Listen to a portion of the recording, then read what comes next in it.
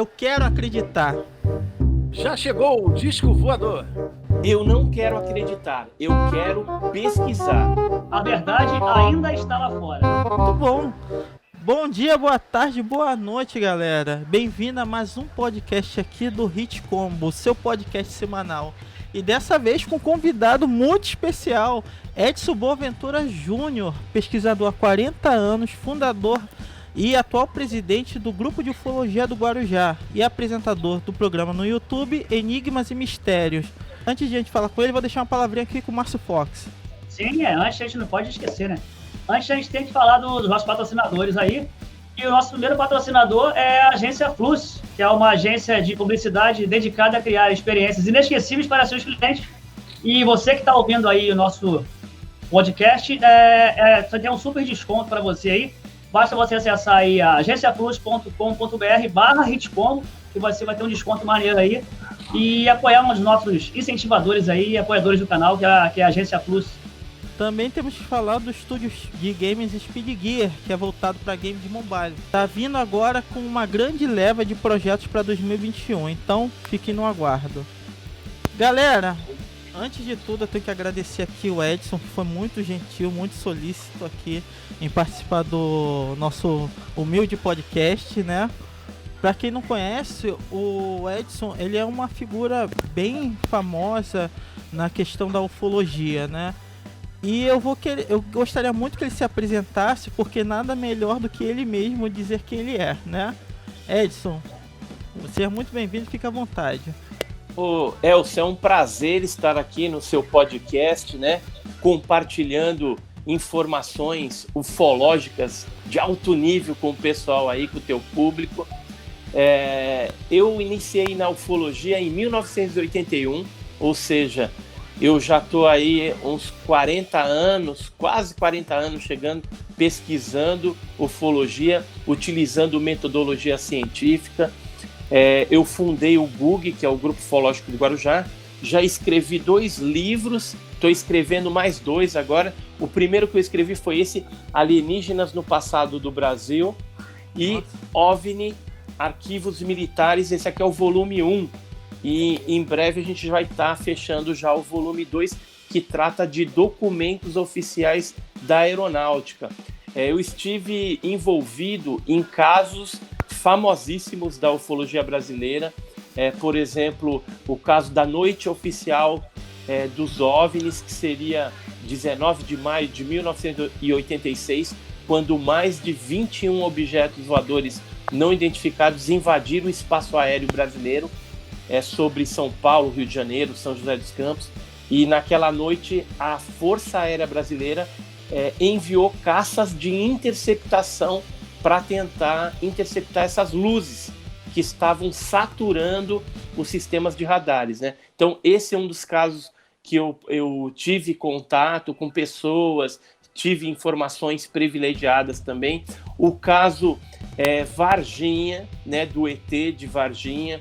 Eu fui participante do grupo dos 7, que eram 7 investigadores principais que tiveram acesso irrestrito às informações do caso Varginha. Estive envolvido também no caso da Operação Prato. Obtive alguns documentos também inéditos que mostram o envolvimento de americanos na pesquisa ufológica que foi conduzida pelo 1º Comando Aéreo do Pará, ou seja, a Força Aérea, de novo, investigando os ataques às luzes que ficaram conhecidas como chupa, ou luz vampira, que atacaram as populações ribeirinhas lá. Outra coisa que eu gosto bastante é a parte de ufoarqueologia, a presença de naves, né, em desenhos rupestres, petroglifos, e não só naves estilizadas que os antigos primitivos desenhavam nas paredes das cavernas, mas também seres com capacete, seres antropomórficos, bem interessante. E fora isso, eu me especializei na área militar, na pesquisa militar, e hoje eu sou o pesquisador que mais tem documentação oficial sobre pesquisa de OVNI. ou seja, documentação da aeronáutica, da marinha, do exército, da polícia, do SNI, o antigo SNI, né, que agora é a ABIN. E para fechar o cerco, eu também analiso aquilo que hoje está em bastante pauta na ufologia, que são os metamateriais, ou seja, fragmentos de OVNIs acidentados. E eu tenho em meu poder, pretendo fazer um museu ufológico no Brasil e colocar à disposição fragmentos de um objeto voador não identificado que explodiu na Praia das Toninhas, em Ubatuba, em setembro de 1957. Inclusive, esse material, a gente tem os laudos da USP, da Universidade de São Paulo, e temos alguns laudos também de especialistas na área da meteorítica, né? Porque uma das hipóteses é que aquele objeto que explodiu poderia ter sido um meteoro, um meteorito, alguma coisa assim, mas pelos laudos que nós temos e a análise que foi feita no material, está totalmente descartada a hipótese de ser um meteorito, ou seja, é algo realmente manufaturado e diferente, e que teve testemunhas na época que viram esse objeto aí explodindo, né? Então, a minha vida é mais voltada para pesquisa de campo, né? Ir nos locais, entrevistar testemunhas, já filmei, já fotografei, já tive vários tipos de experiências também a respeito do fenômeno OVNI, e atualmente eu estou como co-editor da revista OVNI Pesquisa, que é uma revista que tem uma linha editorial mais científica para trazer ufologia de qualidade aí para a galera. E gosto de jogos também, viu? Você sabia que tem um jogo sobre o ET de Varginha? Você já jogou esse aí? Sim, eu conheço. Conheço, é bem interessante. É um jogo brasileiro. Achei interessante ele. Bem bacana. Bom, vocês já viram que o convidado é de peso, né? Não tão de peso, né? Eu tô com uma barriguinha, mas com certeza eu vou eliminar ela depois que passar essa pandemia aí. Então, galera, também temos aqui os meus amigos, como sempre, do Hit Combo, o Fábio Simão e o meu amigo Márcio Fox, do canal Márcio Fox. O que vocês querem falar aí? O que vocês esperam no programa? Pode começar, Fábio. Eu espero uma verdadeira aula, né? Eu tenho muito a aprender com esse tema que eu acompanho desde molequinho, né? Na época eu não entendia muito, depois que eu cresci eu passei a ter um pouco mais de noção das coisas que acontecem. Eu acredito que muito das coisas que foram noticiadas na década de 80, que mostrava muito fantástico, né, Edson? Muito fantástico essas abordagens da Força Aérea Brasileira. Então eu acho que muito daquilo ali, que eles disseram, não é nada, o Edson vai poder dizer pra gente, mas eu acho que aquilo ali foi maquiado pra não assustar a população. Na verdade, naquela época lá, eles falaram que não era nada. Só que hoje eu tenho uma notícia pra vocês aí.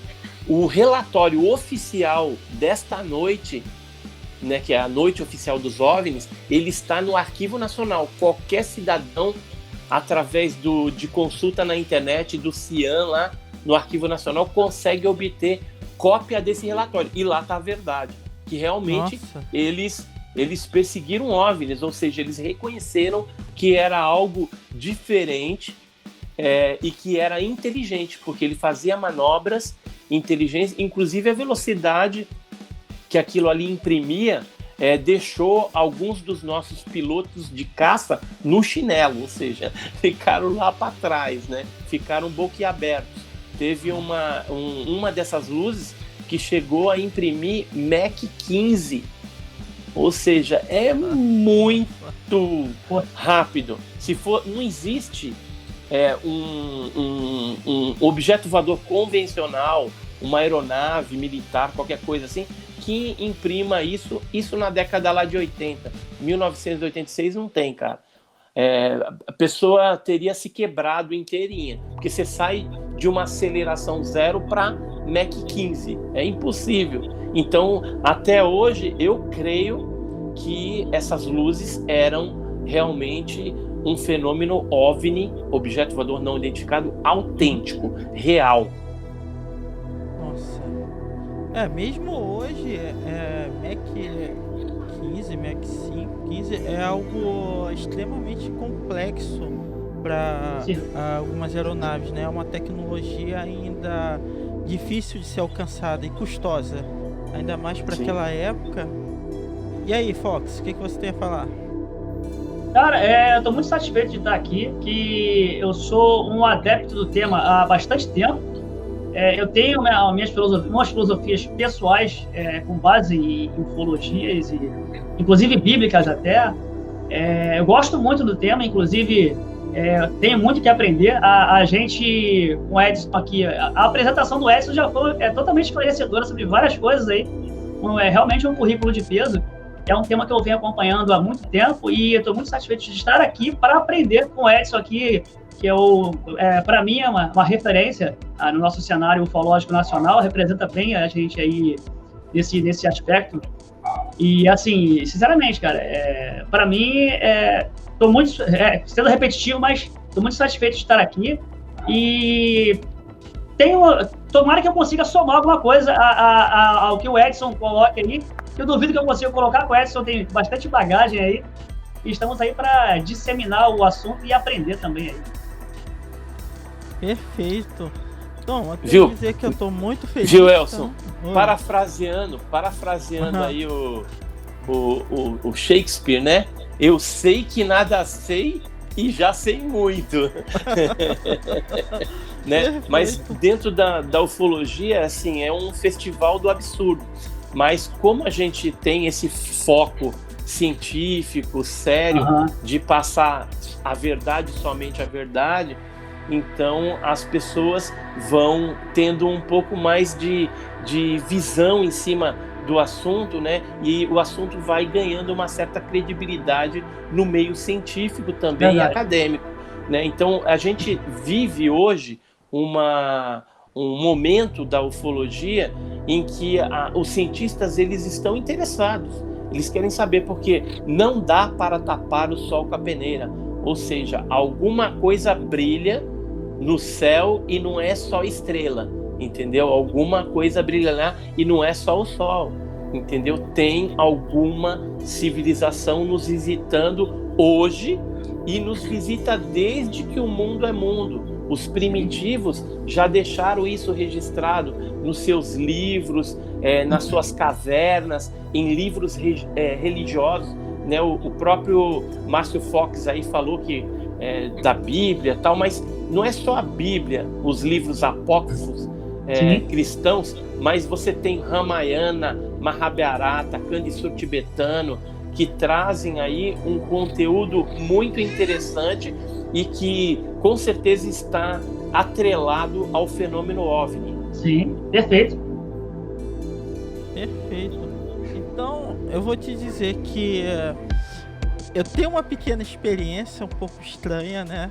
Talvez vamos ver aqui se eu consigo responder, se eu consigo alguma resposta, né? Mas vamos começar pelo tema. Como você começou a falar sobre a Operação Prato, se eu não me engano, em 1977, não é isso? Na verdade, ela iniciou em 1976.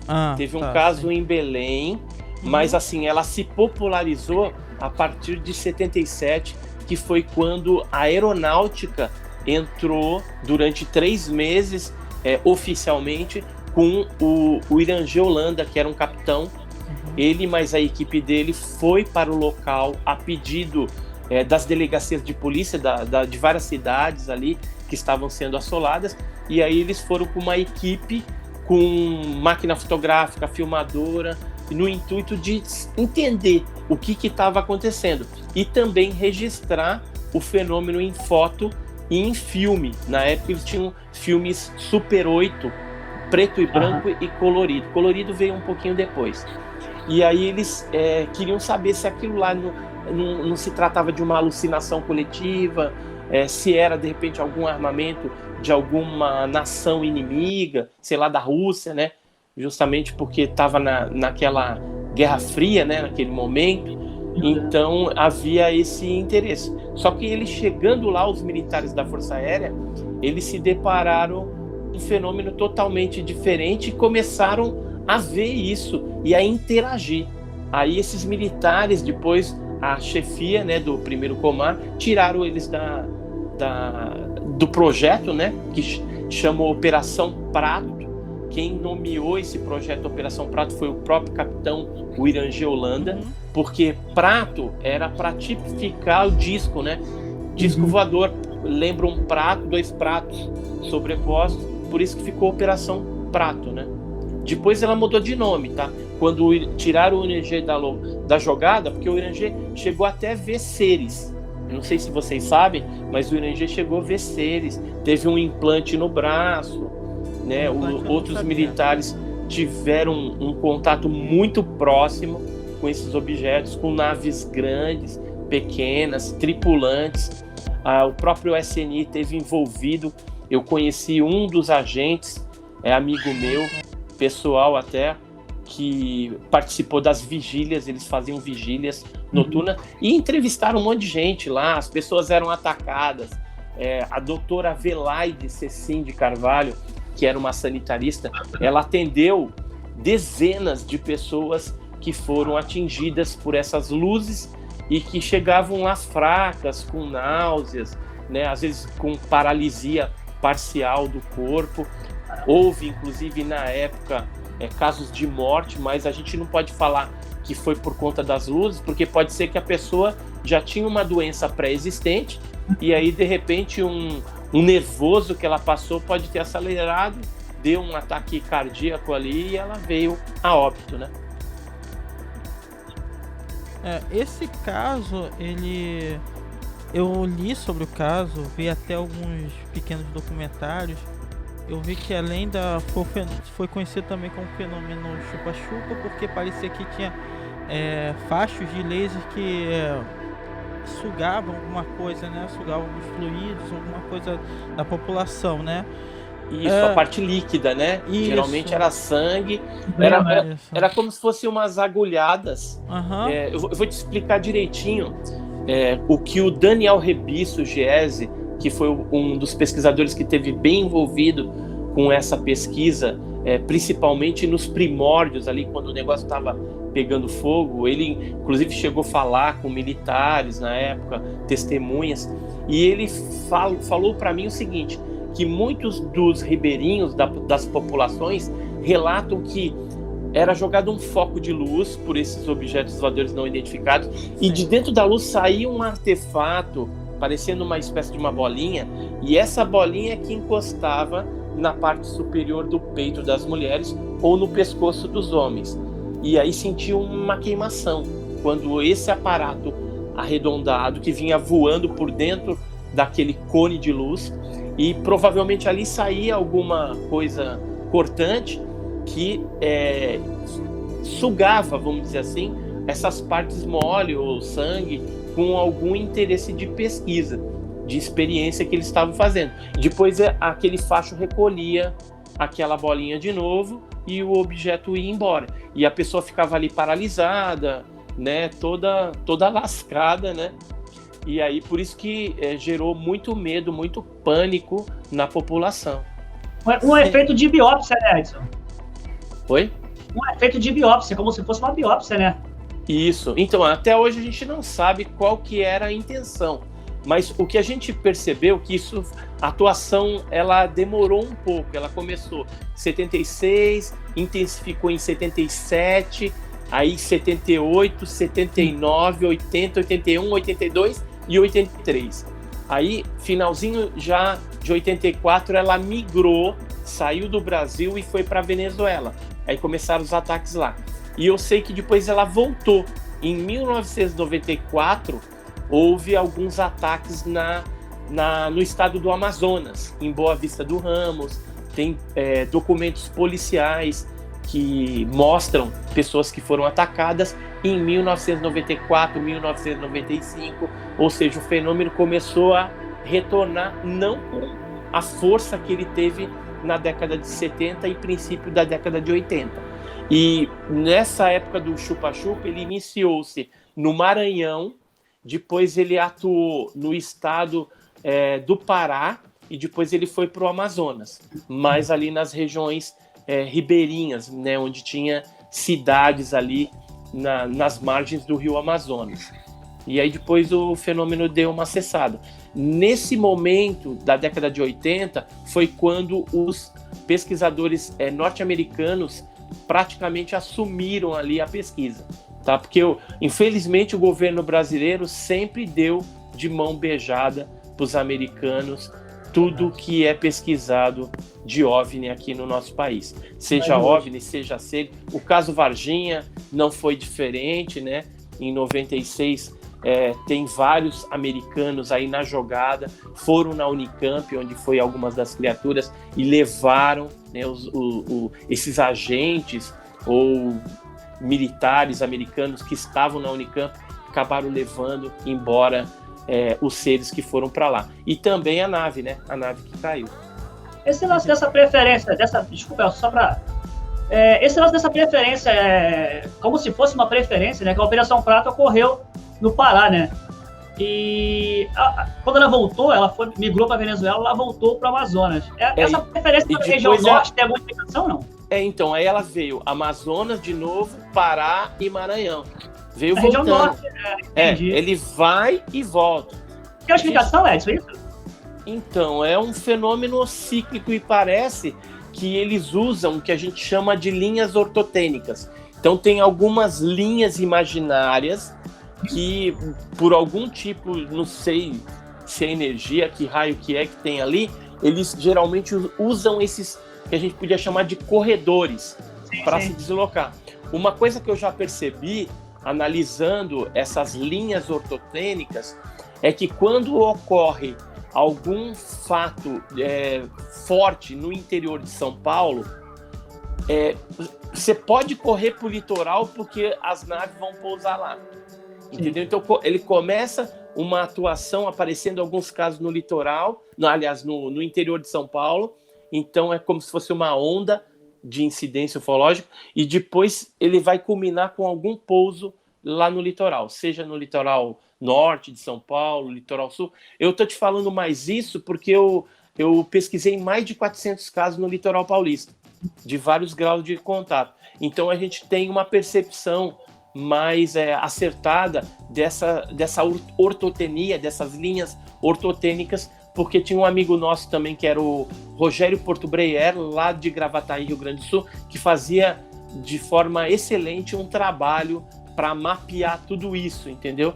E a gente entender por onde que eles estão transitando, por onde que vem, por onde que vai. Por exemplo, maio de 86, a gente teve a onda, o início da onda, 19 de maio, né, que foi ali o ápice, apareceu um monte de objetos. Só que o que poucas pessoas sabem é que essa onda, ela durou 10 dias.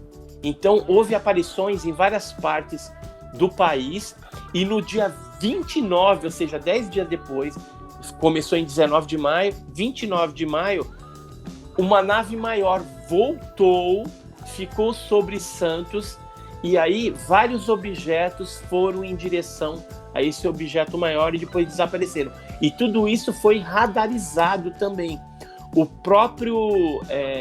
A própria pessoa que estava, o militar, que estava na torre de controle no dia 19 de maio, que era o sargento Sérgio Mota, ele no dia 29 de maio também estava, por coincidência, no turno da noite. E ele chegou até a me comentar a respeito dessa aparição que aconteceu no litoral, de um objeto imenso, de proporções imensas, e depois vários objetos menores que foram para esse objeto maior, que seria a nave-mãe, depois desapareceram lá. Ou seja, parece que começa a onda, vem um grande, desova vários pequenos, eles fazem o que tem que fazer e depois volta o grande para recolher esses outros objetos que são menores, podem ser tripulados ou não, podem ser sondas também teleguiadas. Perfeito. Então isso significa que ela tem um padrão. Esse padrão é repetido durante algum tempo, né? Pelo que eu percebi é isso, porque eles vão... Isso, das ondas. Agora, existem casos que são esporádicos, que ocorrem em algumas cidades e às vezes é só aquele caso. E existem também algumas regiões no Brasil e no mundo em que você tem uma incidência mais forte. Aí você começa a analisar o que tem ali que poderia atrair. Eu vou te falar de uma região, por exemplo, que eu pesquisei bastante. No Vale do Ribeira, em São Paulo, onde tem o PETAR. Já ouviu falar no PETAR? Parque Estadual e Turístico do Alto Ribeira? Onde tem a caverna de Santana, tem várias cavernas. Tem 300 cavernas na região desse parque, do PETAR. E essas cavernas, elas já foram vistas saindo e entrando dentro delas essas luzes. E o fenômeno na região, ele acontece desde 1941. Nesse livro que eu escrevi, inclusive, eu conto um desses casos que aconteceu com esse cidadão aqui, que é o Nadier Jorge da Mota. Ele, em 1941, já tinha contato com essas luzes. Isso aqui é uma fotografia, tá dando para ver aí, é uma foto que foi tirada em Iporanga, a partir do vale, do Mirante do Alto da Boa Vista, no Vale do Betari. E lá é a área onde se concentra mais esses avistamentos. Então, nessa região, onde que eu quero chegar? Parece que as cavernas propiciam que essas naves, esses objetos, fiquem lá escondidos e atuando de uma forma mais permanente. Tanto é que a gente chegou a filmar, fotografar o fenômeno lá na região inúmeras vezes. E as pessoas, você conversa, eles já viram objetos, já viram seres. Tem gente que foi curada de leucemia pelos seres, entendeu? Tem uns casos bem doidos, bem diferentes lá.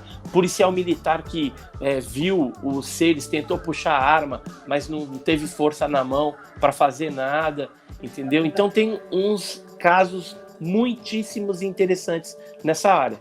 E geralmente as chapadas, né, Chapada Diamantina, Chapada dos Guimarães, Chapada dos Veadeiros, enfim, essas chapadas parece que elas também chamam a atenção desses objetos por alguma coisa, seja minério, seja alguma coisa. Lá. Sul de Minas também é impressionante a casuística, e todo o litoral do Brasil é riquíssimo de aparecimento de OVNIs e OSNIs. O que é o OSNI? É o objeto submarino não identificado. É o objeto que entra para dentro do mar, sai, né? Então, acredita-se que em algumas zonas de oceano, de mar ali, possa ter também alguma base de operações estratégicas. Isso é uma hipótese que os pesquisadores também acreditam devido até essa incidência grande de OVNIs. Aqui no estado de São Paulo, por exemplo, a gente tem duas áreas que são hotspots, que a gente chama, que seria Ilhabela e Peruíbe. São duas áreas que têm bastante caso de objetos submarinos não identificados. Nossa, bacana. Pirata, tem uma pergunta? Bom, eu tenho a pergunta, mas eu acredito que o Edson já respondeu. Eu queria saber de você, Edson, se você pode precisar pra gente o local onde houve mais assim, casos registrados, né, no caso de avistamento de OVNIs e outros casos relacionados à ufologia do Brasil. Qual o local que teve mais casos?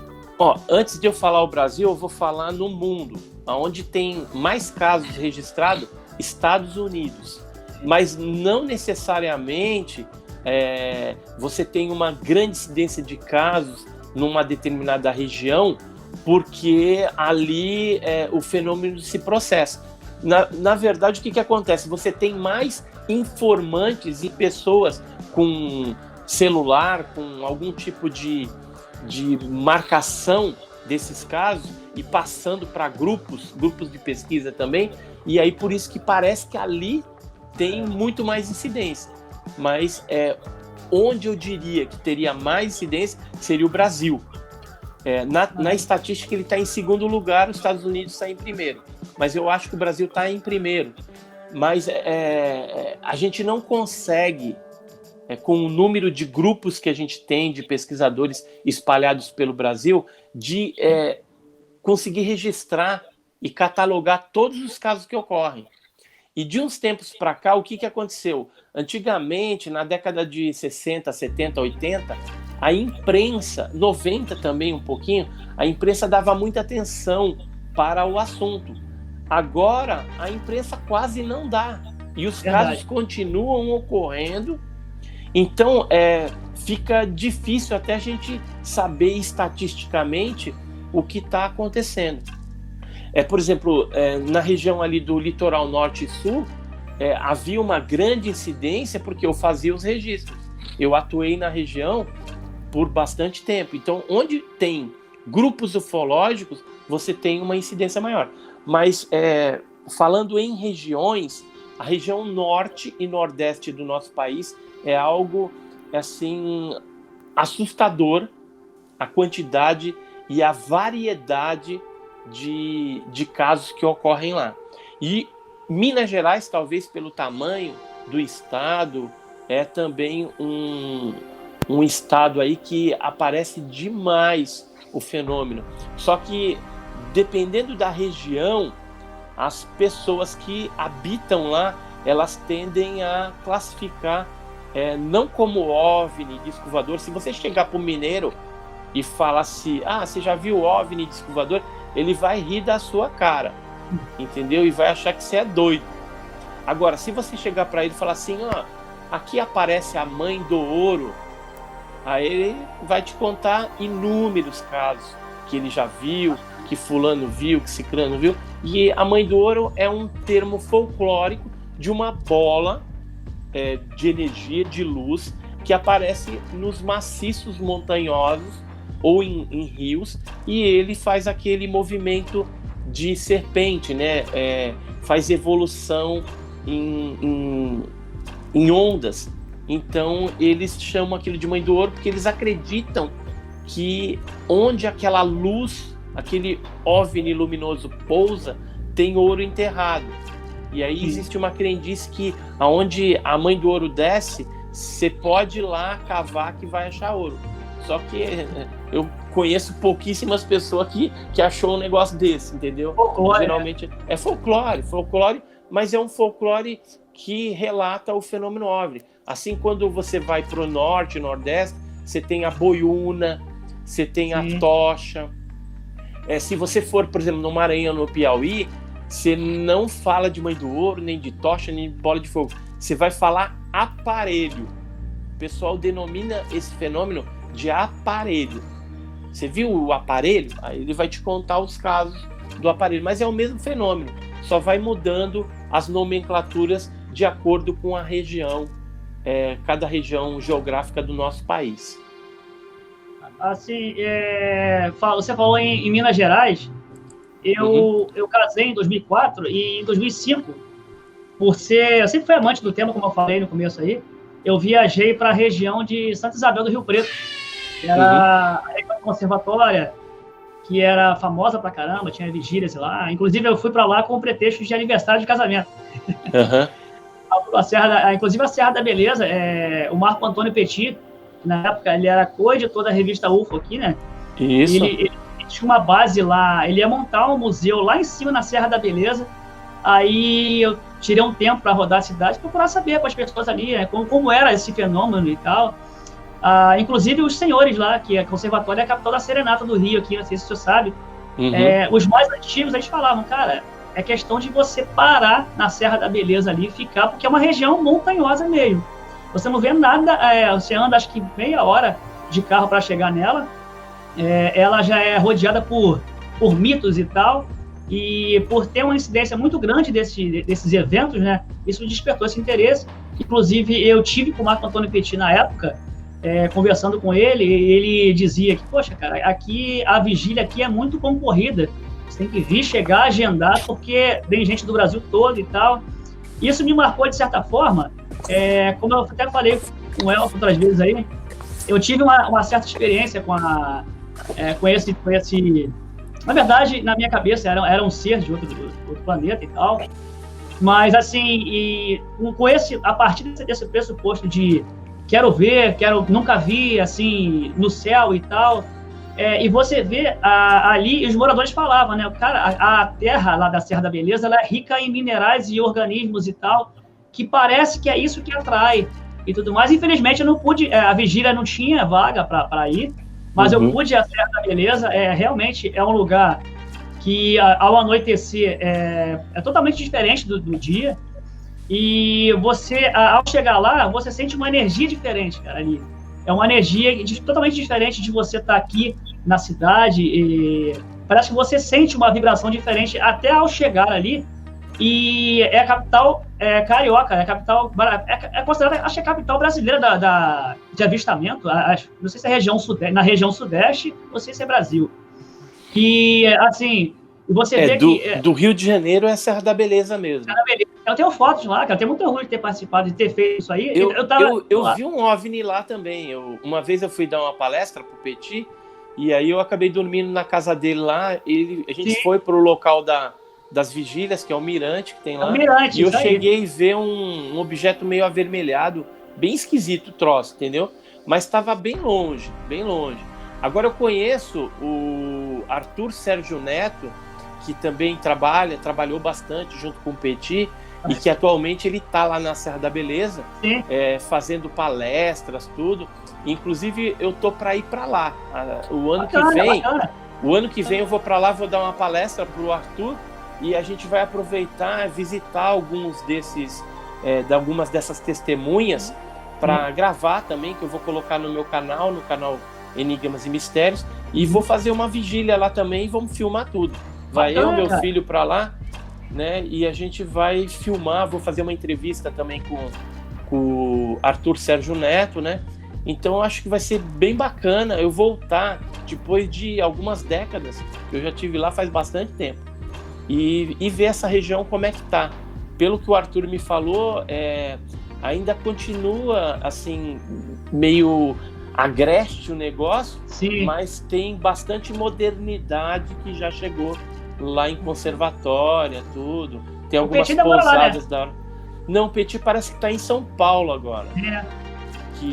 Ele estava no Rio de Janeiro e aí veio para São Paulo, que ele começou a namorar aqui uma pessoa e veio para cá. Tinha um motivo bom.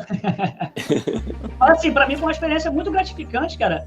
E eu tava no ápice do clímax do tema, eu tava curtindo bastante. Inclusive, uma das séries de televisão que eu sempre gostei de exobiologia. Inclusive, o meu irmão me contava muito da ufologia espiritualista, né? Ele me contava bastante e eu cresci nesse pensamento dessa vibe aí. E na verdade, eu tinha muita vontade de realmente voltar para poder fazer a vigília de fato. Inclusive, eu peço ao senhor para divulgar para a gente, quando o senhor for lá, para poder a gente, de repente, poder ir. Opa, divulgo sim. Que é legal, bacana demais, cara. Assim, tá até comentando até com o Elson antes, da caricaturização, né, da ufologia no Brasil, mas isso a gente vai discutir mais para frente. Uhum. Sim, bacana. Mas diga lá, Elcio, você tá quietinho. Tô ouvindo. Não, só ouvindo, né? Só. Porque o que acontece? Esse tema, vou te dizer que o Fox falou muito bem aqui na questão o pessoal transformar em uma caricatura tudo referente à ufologia quando é um assunto realmente sério. Eu digo isso porque eu tive uma experiência quando eu estava para os meus 17 a 18 anos em Miguel Pereira com algo que até hoje eu não consigo descrever, né? A gente foi acampar, foi para o alto de um morro, ficava o hotel lá embaixo, o Hotel Fazenda, e a gente viu uma luz. Eu não consigo descrever ela porque ela tinha um padrão de cores que hoje eu posso dizer, é um RGB. Mas isso naquela época, em 98, coisa e tal, você não tinha aquilo. E não tinha som.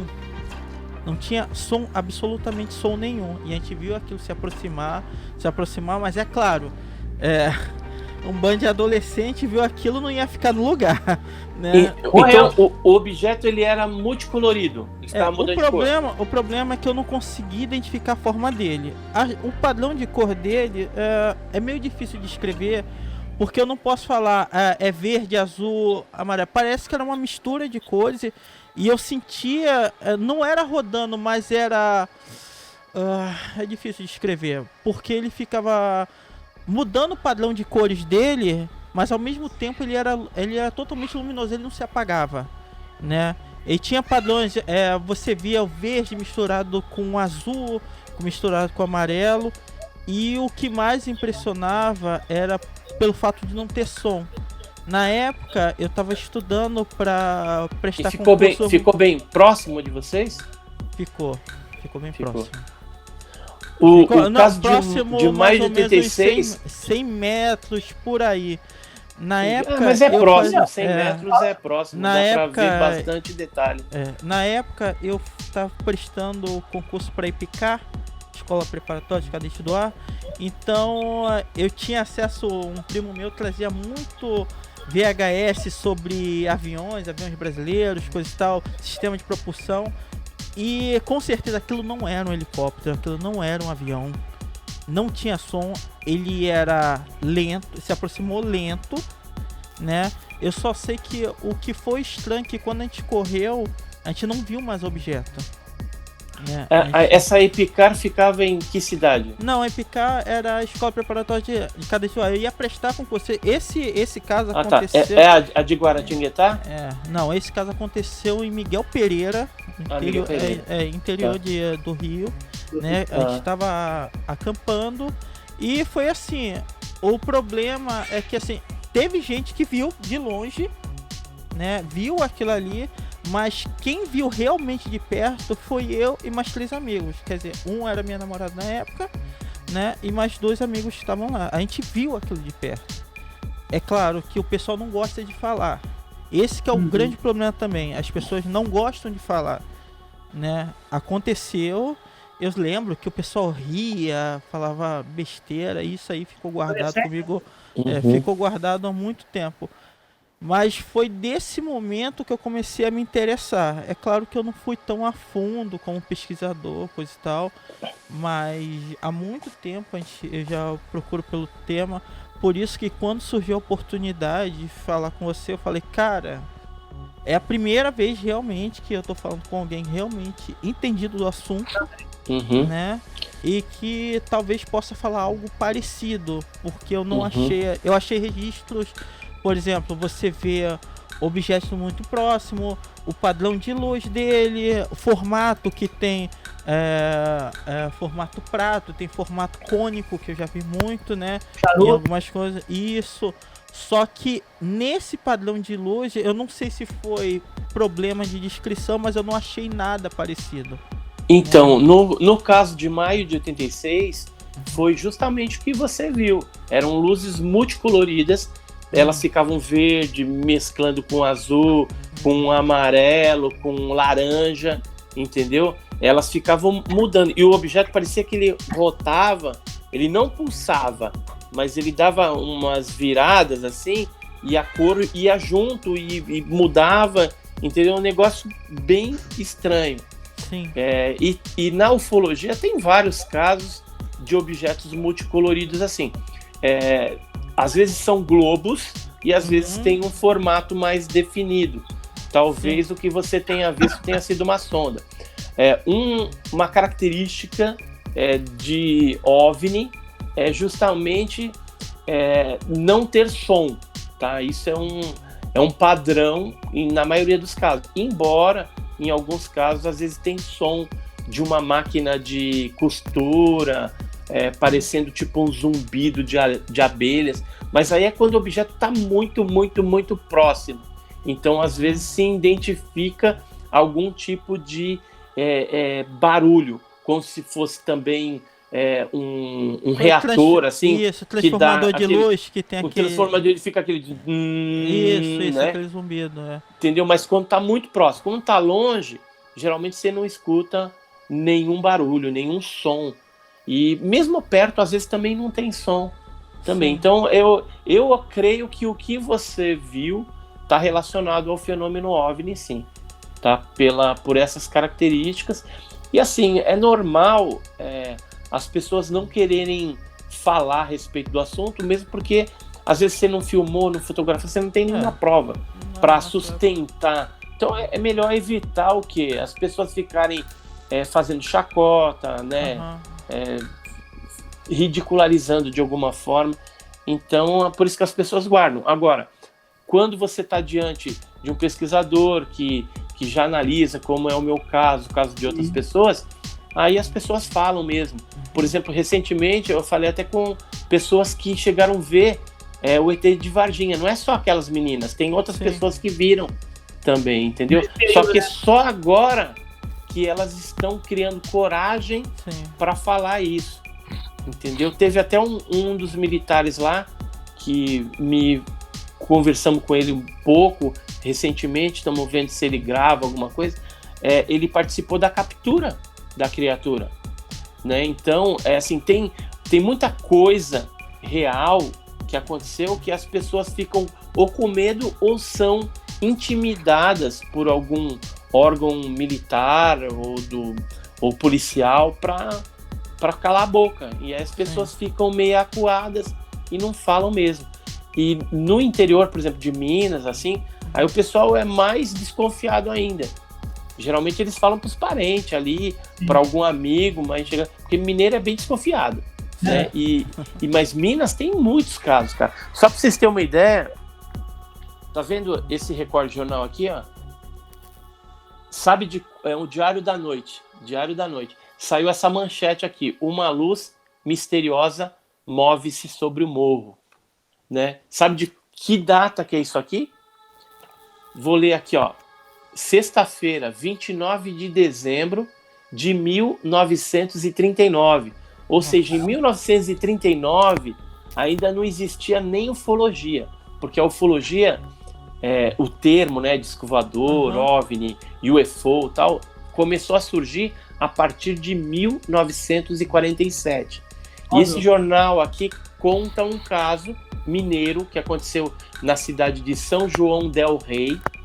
E lá, não sei se dá para ler aqui, mas fala que mais de 2.000 pessoas viram essa luz sobre o Morro do Carmo lá. Então, antigamente não se falava de disco voador, OVNI, nada disso, mas uma luz misteriosa apareceu na localidade. E quando eu escrevi esse livro, eu quis praticamente esfregar na cara de alguns cientistas, porque os cientistas, eles falavam o seguinte, que todas essas histórias de disco voador eram histórias porque em 1947, quando um piloto norte-americano, Kenneth Arnold, viu 9 objetos em forma de pires voador, que era o Flying Saucer Pires e Flying Voador, né? Depois se aportuguesou para disco voador, né? Ou em espanhol, platillo volador, né? Prato voador, disco voador.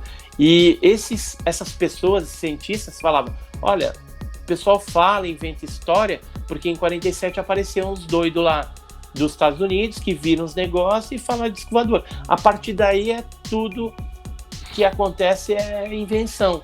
Só que no livro, o que eu mostro? 14 casos de tripulantes, não é nem luz, porque se eu fosse escrever de luzes que estão relatadas, luzes misteriosas em jornais antigos, em periódicos de vários, só do Brasil, eu ia encher pelo menos umas 300 páginas. Mas aí eu fiz esse livro com 14 casos de tripulantes que ocorreram antes de 1947. Ou seja, o que a gente tem aqui? A gente tem caso que ocorreu em tribo indígena brasileira, dos Caiapós, em Mato Grosso. A gente tem caso que ocorreu em 1946, um ano antes, no Guarujá, onde foi visto naves pousadas e seres com aspectos de cara de felino e corpo de gente, ou seja, antropomorfo. A gente tem casos de 1925 em Santos, que foi visto por essa senhora aqui, 1925, uma criatura.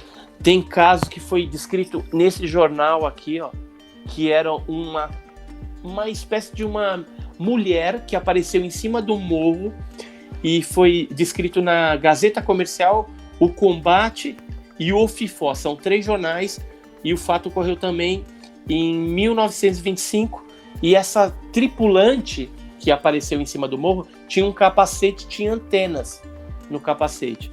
Aí, a gente vendo um jornal e imaginando 1925, se fosse algo relacionado a uma santa que apareceu, a criatura teria auréola na cabeça e nunca um capacete. E eles relatam no jornal aqui que era um capacete com antena e translúcido, né? Dava para ver o rosto.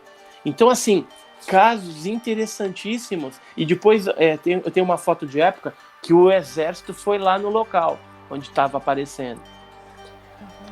Isso em 1925. Aí tem caso de 1930 no Rio de Janeiro, seres que apareceram. Tem a capa desse livro, é um caso que aconteceu no Espírito Santo, num convento. Sim. Então foi visto seres e a nave também. E tem, assim, vários outros casos aqui, mas o mais impressionante é uma abdução, que foi a primeira abdução que ocorreu com esse senhorzinho aqui, de cor, que é o senhor José Florencio, em Campinas, no ano de 1931. Foi a primeira abdução com um brasileiro. Eu tive a oportunidade de estar com Pablo Villarrubia, com o professor José Carlos, também no dia na casa dele, e entrevistá-lo, ele contando toda a experiência que ele teve com esse serzinho aqui, ó. Nossa. E então, assim, o que comprova esse livro?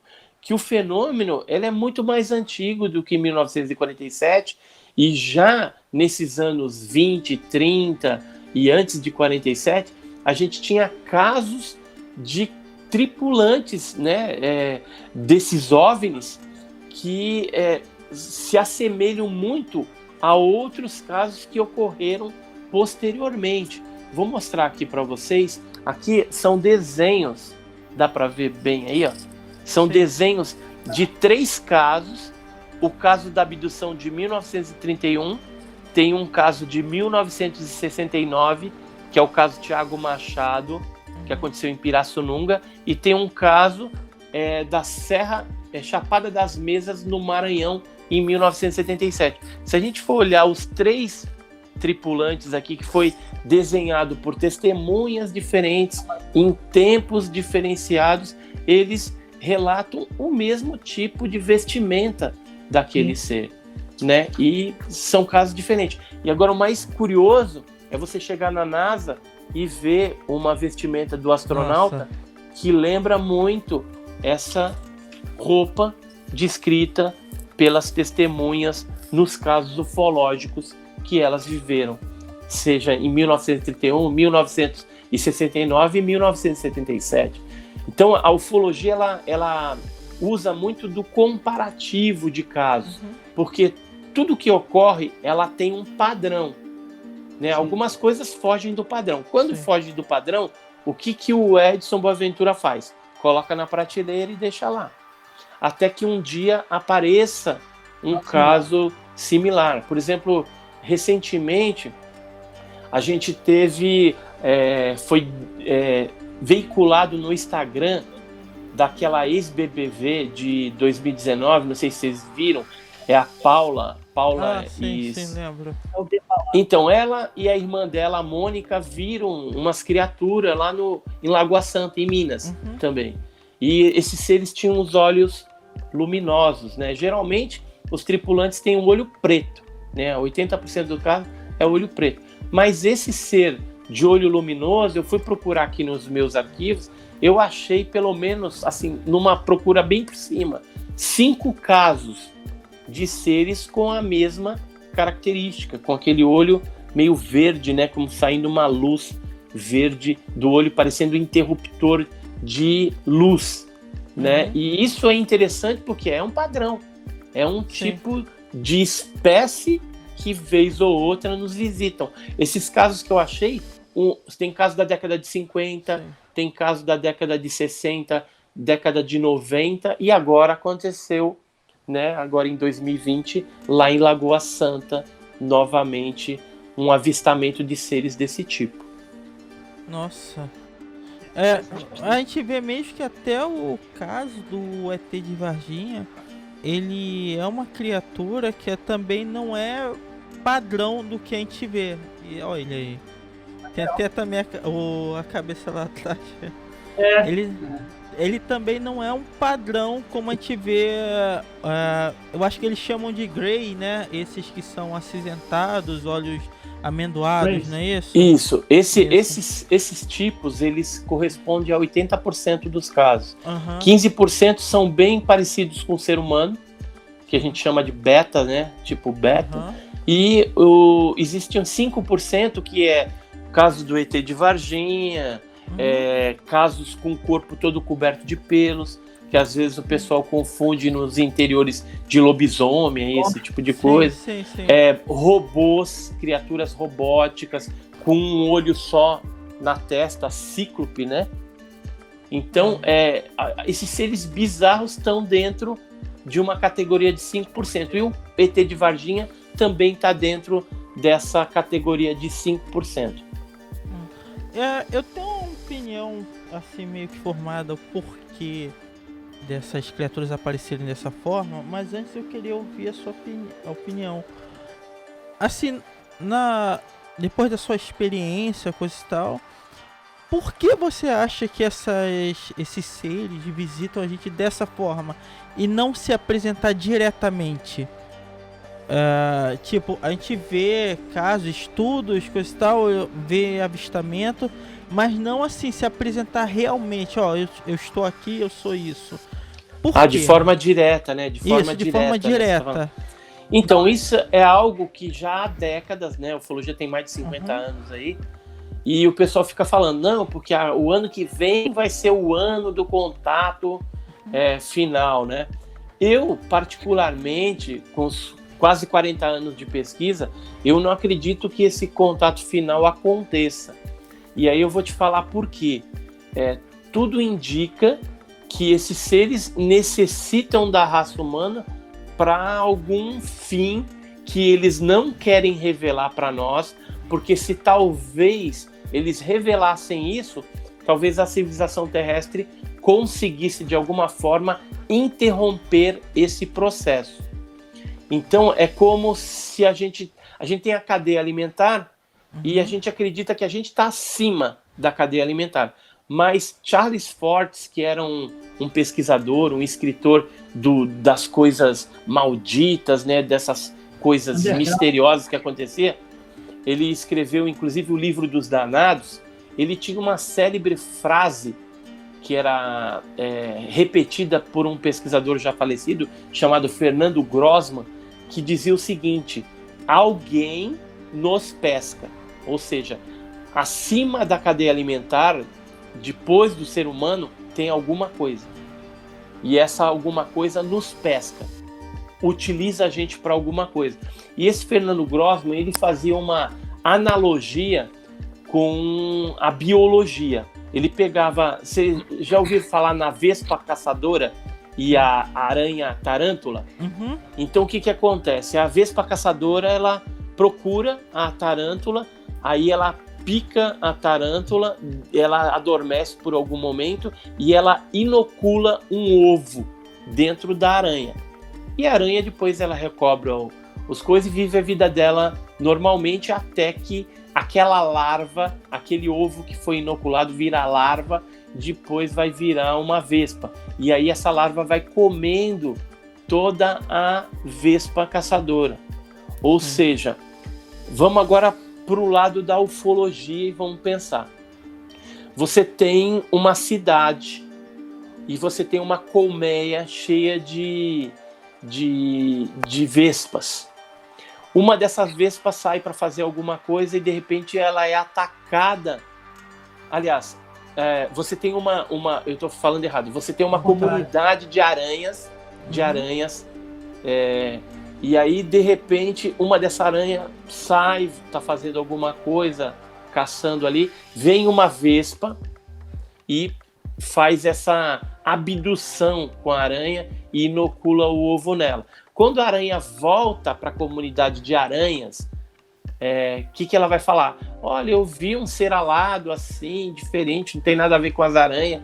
Aí as outras aranhas falam assim, cara, eu não acredito em você, eu nunca vi isso.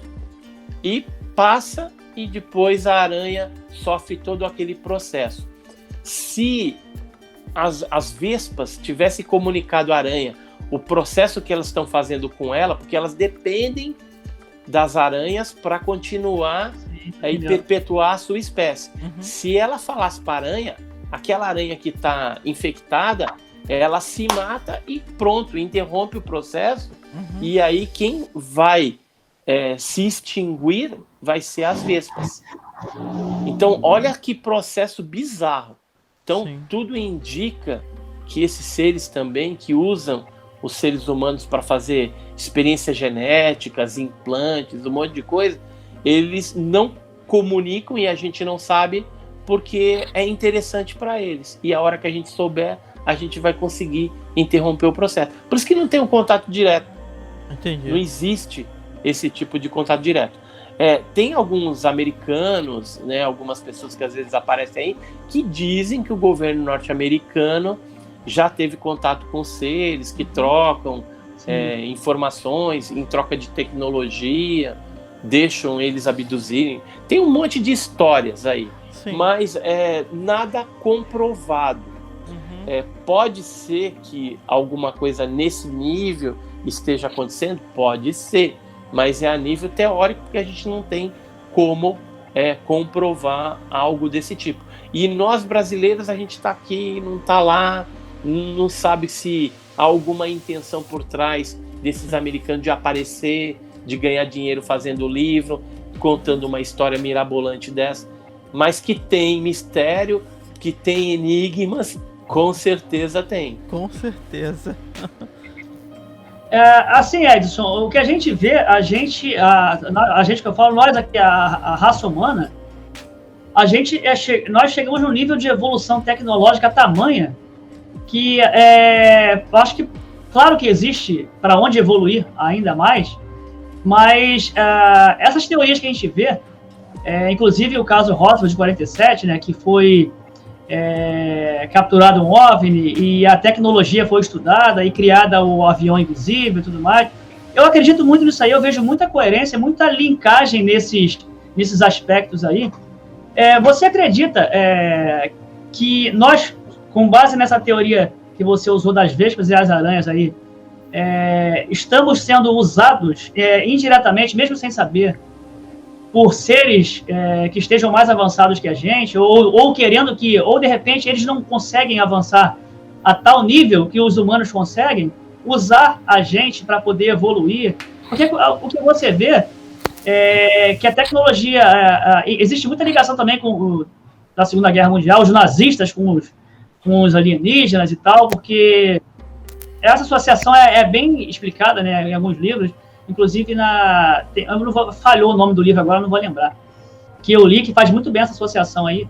Você acha que esse nível de inteligência que a raça humana chegou pode ser uma indução extraterrena, como, sei lá, alguma forma que a gente possa criar a nossa... Como está acontecendo de fato, né? Nós criarmos a nossa própria extinção, tipo, vamos deixar eles lá, vamos deixar eles se desenvolverem tecnologicamente, porque nós estamos em outro patamar, deixa ver até onde eles chegam, porque o que parece é que são milhões de anos avançados a mais que a gente, né? Essa é a teoria. Eu li bastante livro do Eric von Däniken, cara, inclusive o Triângulo das Bermudas é o maior que eu li, o Mistério do Triângulo das Bermudas é um dos maiores que eu li.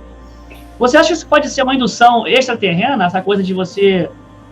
essa geração de humanos aí vai viver milhares de anos, assim como as outras que a gente já viu, vamos deixar sair para ver até onde eles vão. E cada geração de humanos de milhares de anos, de milhões de anos, vai se desenvolvendo uma mais que a outra. Você acha que isso pode ser uma indução extraterrena, essa evolução tecnológica que a gente vive? Então, que fique bem claro Isso é uma teoria. Sem teoria, claro. A gente não tem como provar algo desse tipo. Mas, vamos dizer assim, a evolução humana, tudo indica, e inclusive tecnologicamente falando, sim, que ela advém um pouco, tá, da engenharia reversa que é feita em cima das naves capturadas. Então, por exemplo, as naves acidentadas são capturadas através de um processo de engenharia reversa, você constrói tecnologias aí.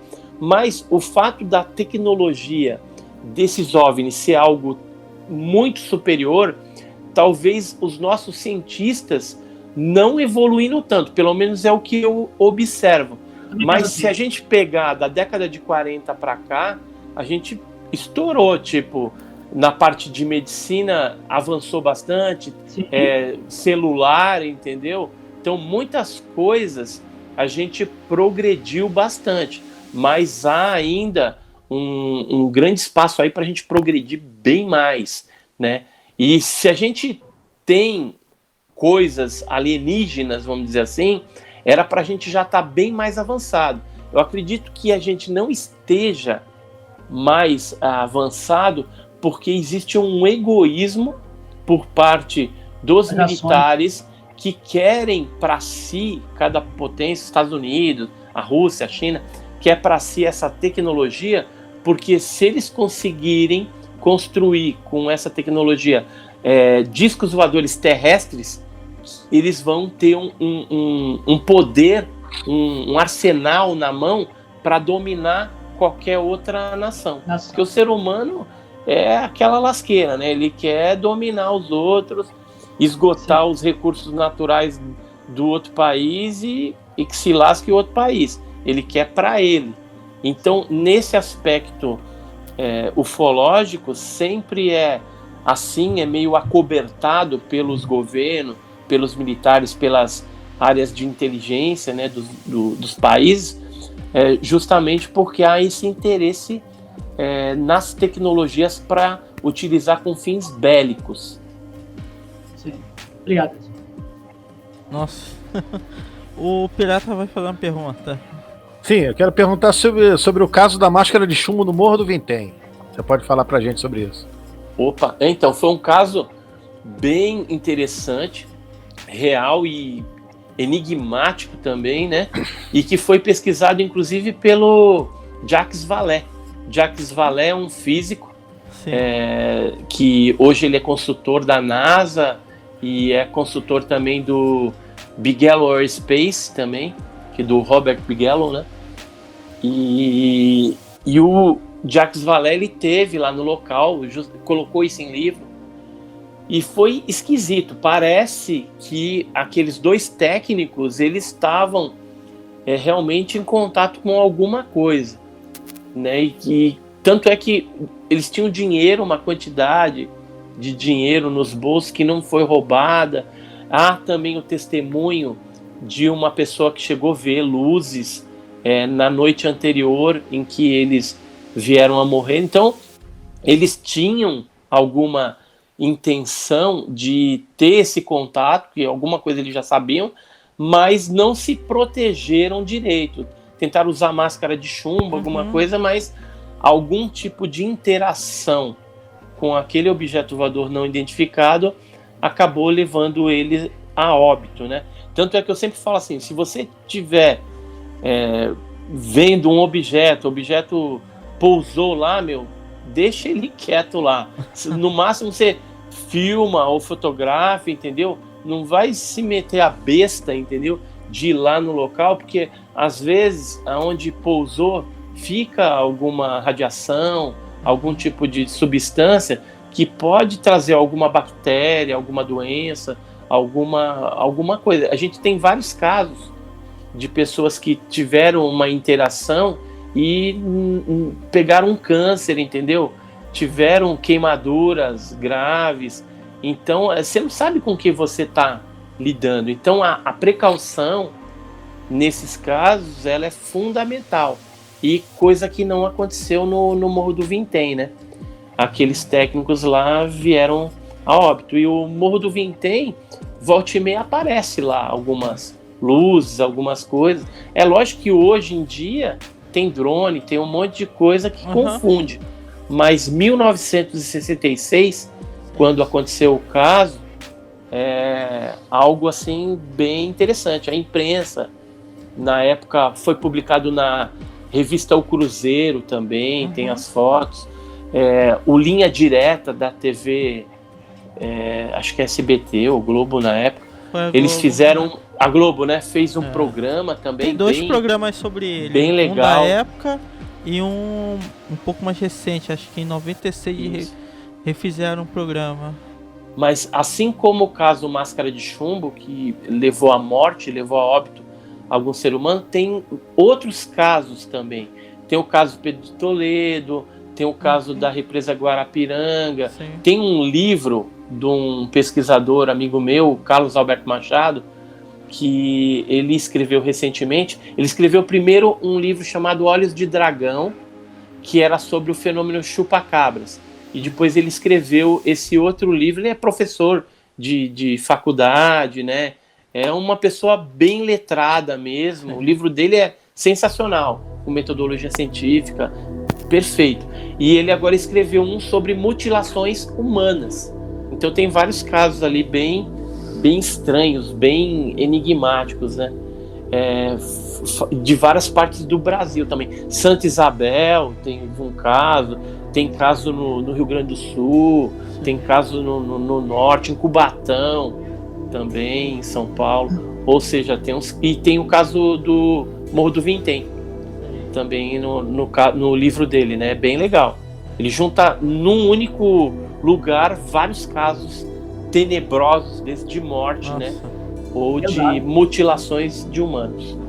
Nesse Morro do Vintém, uma coisa que eu acho que foi o que mais chamou a atenção, que o local onde estavam os corpos, parece que até hoje não nasceu vegetação na área onde estavam os corpos em si no chão, né? Tem a questão da carta, dos comprimidos que eles possivelmente iriam tomar, né? Ingerir isso.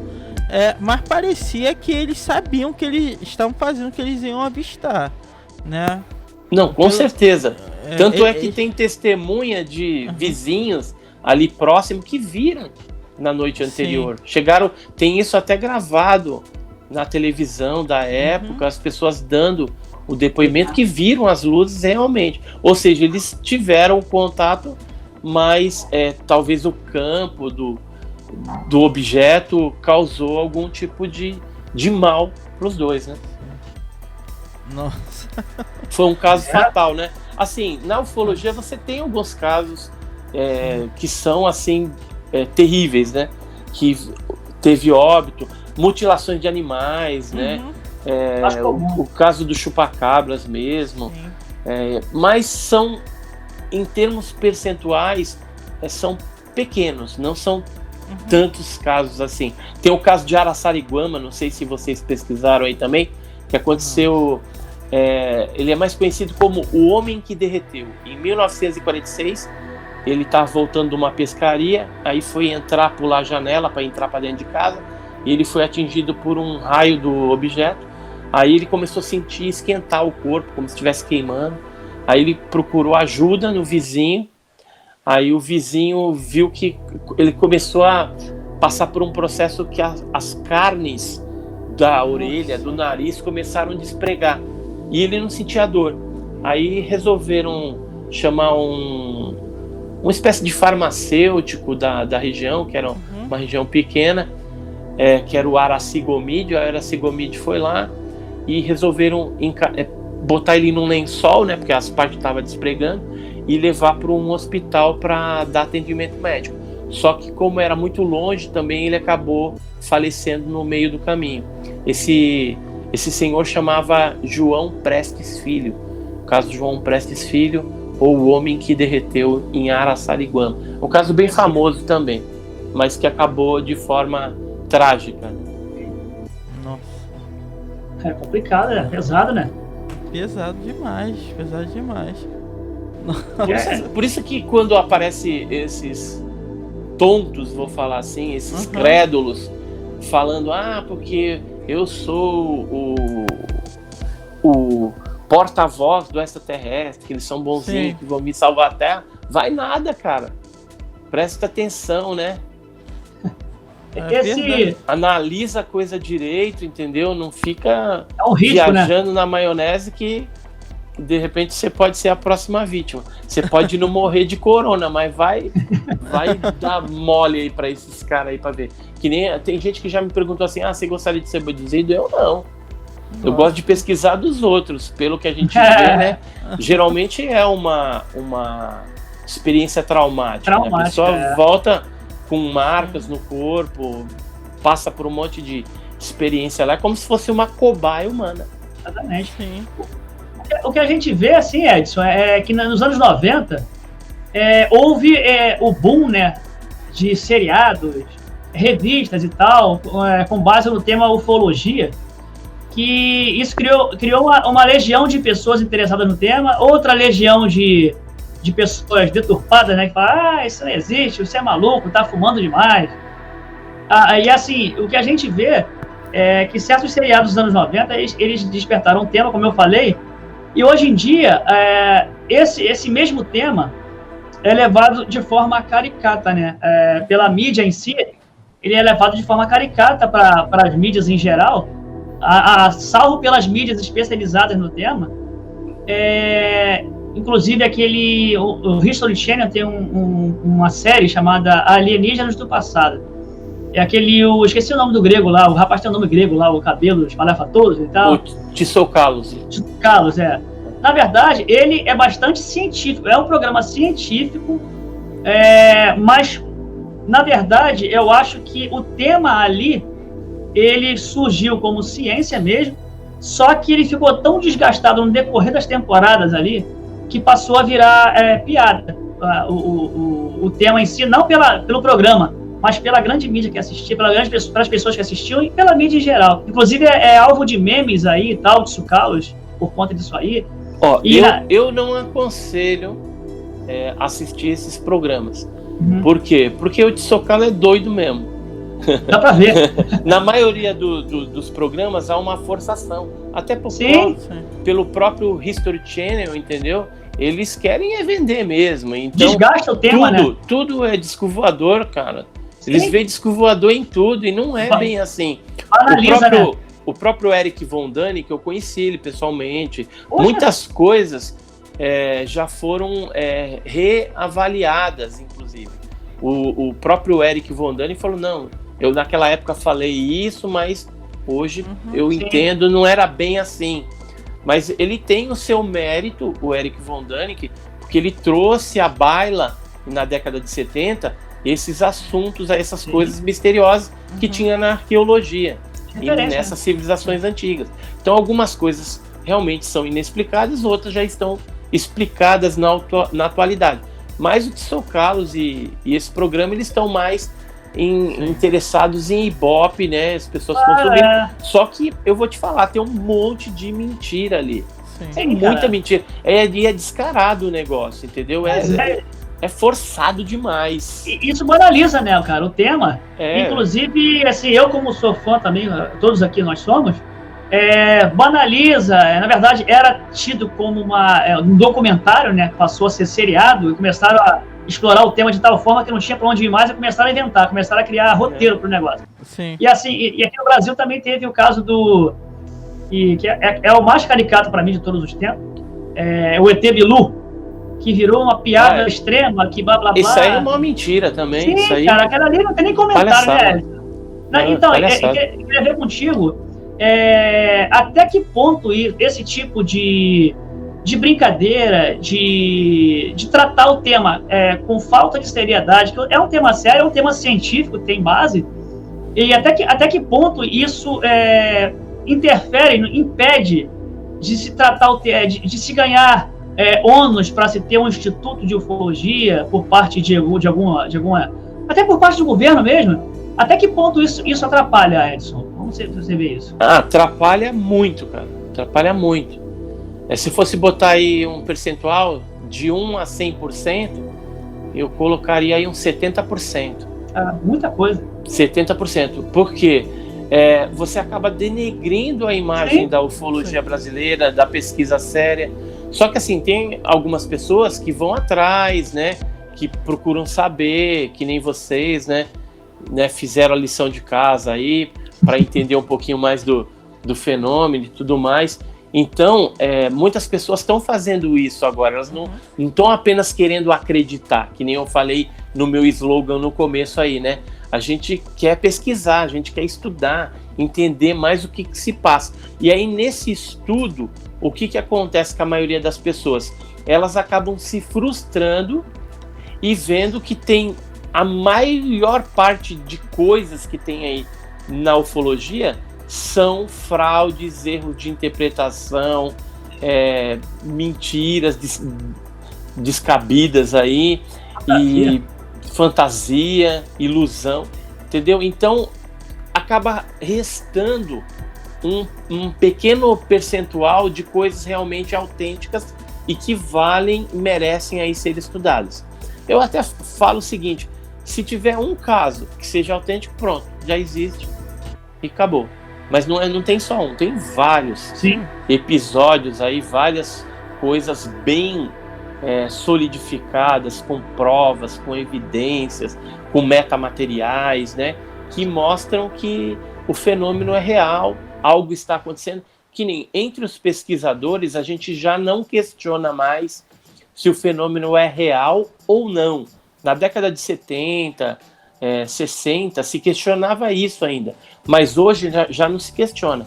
Então, OVNI existe? Existe, é real, fenômeno é real, não se discute. O que se discute no meio ufológico é qual a procedência e qual o objetivo. E da onde que vem?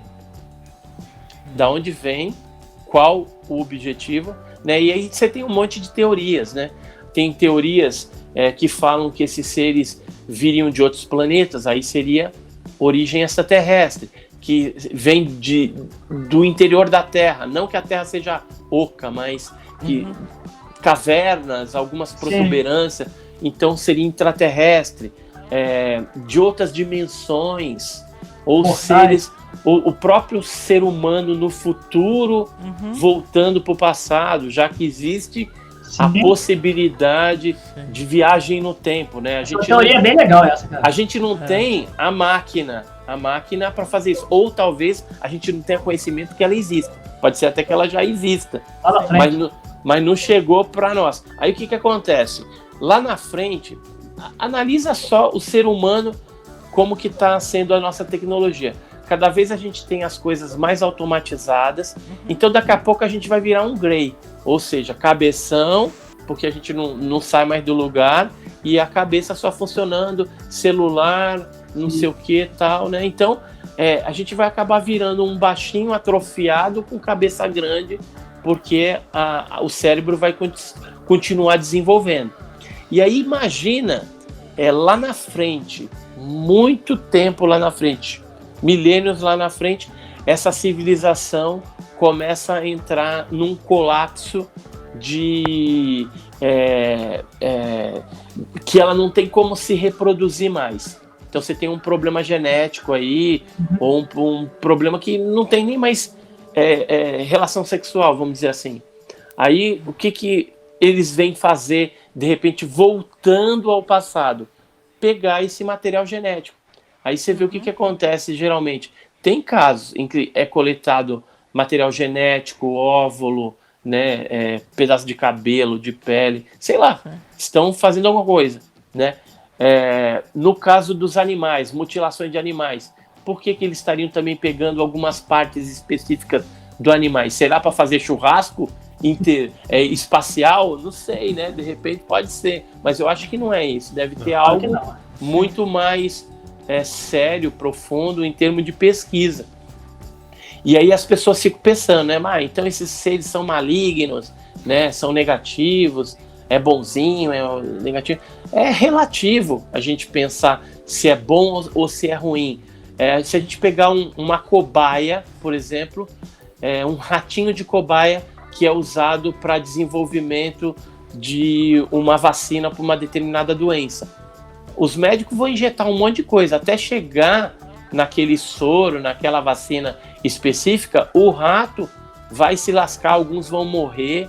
Só que aquilo ali, que aparentemente é um mal que está sendo feito por rato, existe um bem por trás daquilo que vai salvar toda uma outra humanidade.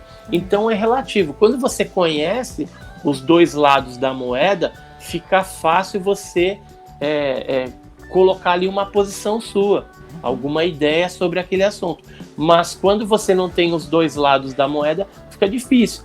É que nem o ser humano tem o lado como abduzido, mas os seres lá, tripulante do OVNI, ele sabe por que eles estão fazendo aquilo, mas não fala pra gente.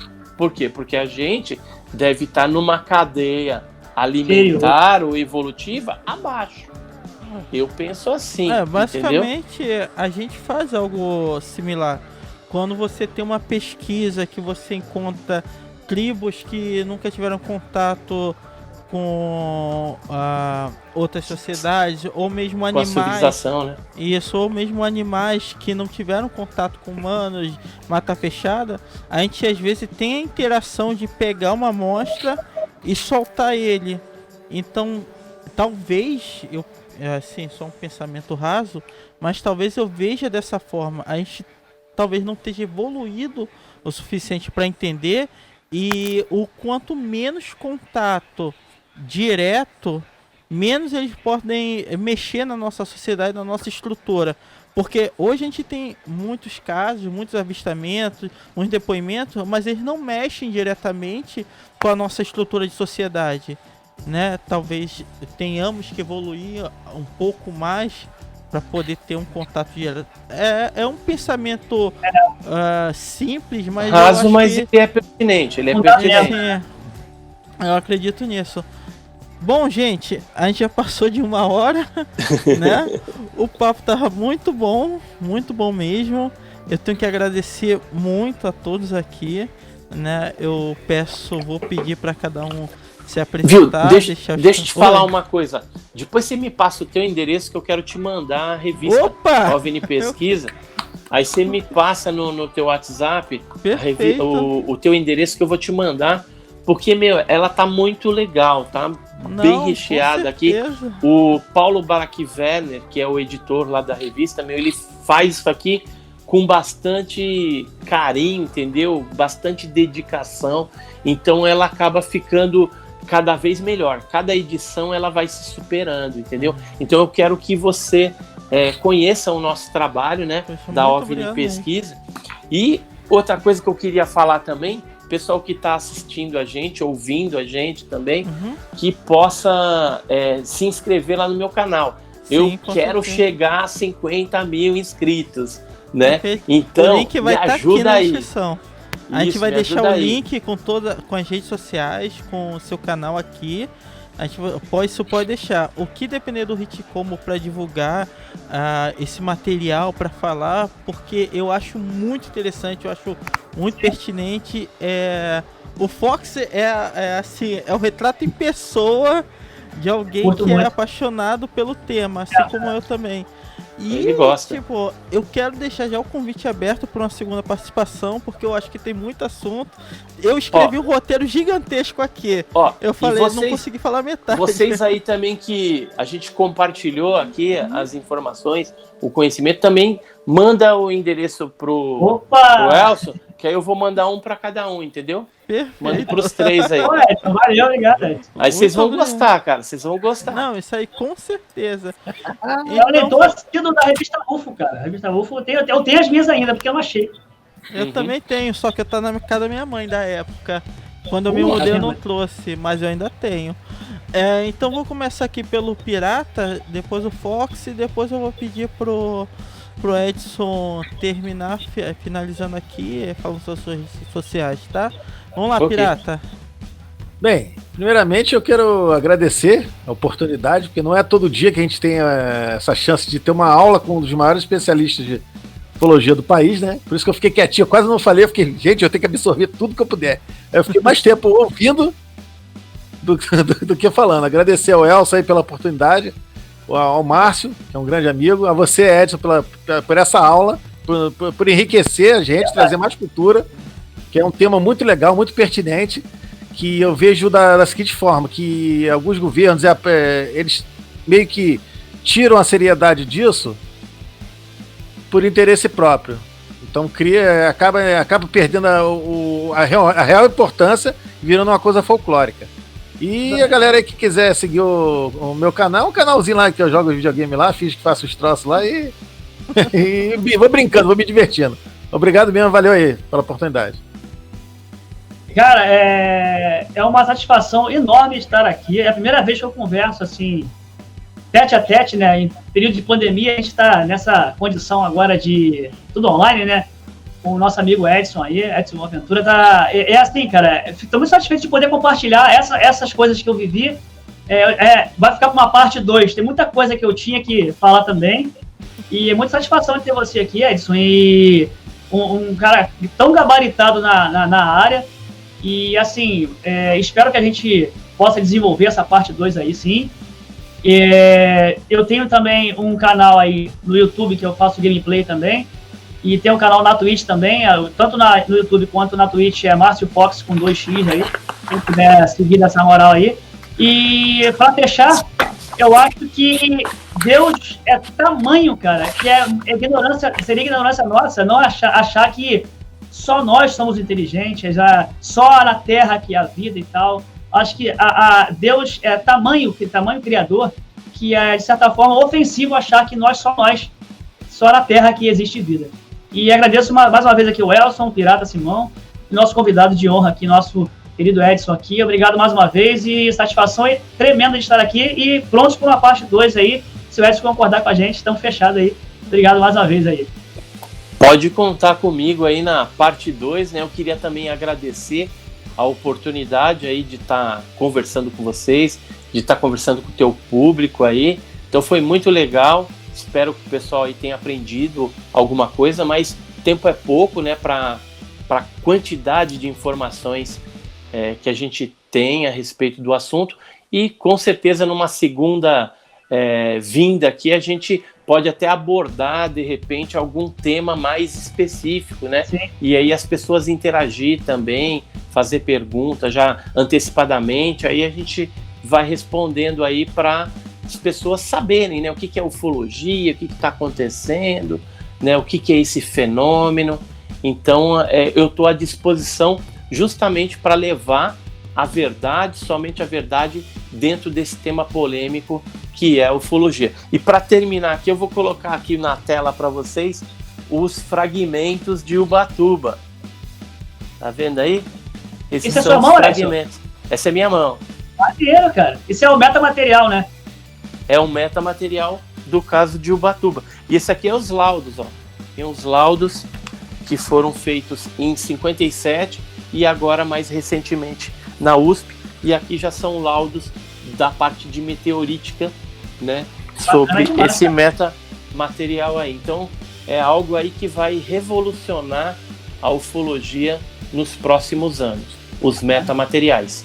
Então agradeço aí, Elson, Pirata, Márcio Fox, tamo junto. Tamo junto, cara. Muito bom, mais uma vez muito obrigado, Edson, obrigado a todo mundo.